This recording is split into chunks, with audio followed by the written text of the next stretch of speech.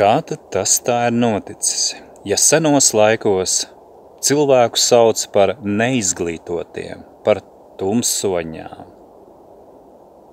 un viņus padarīja par vergiem, bet mūsdienās dzīvo tik daudzskaitlīgi izglītoti, lasīt, rakstīt protoši, un citādi it kā labi izglītoti un attīstīti cilvēki, taču viņi ir vēl vairāk padarīti par vergiem nekā tie, kuri neprata ne rakstīt, ne lasīt.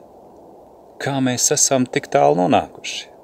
Vai jūs sevi redzat no malas, kā jūs paši piedalāties vergu projektos un gatavojat nākamo paudžu vergus? Un kas tad ir raksturīgs vergiem?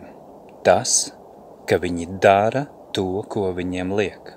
Vergi pat tiešām dara to, ko viņiem liek. Apmaiņā pret žēlastību, ko viņi sauc par labumu, ko viņiem kakla kungs vai kundze piešķir.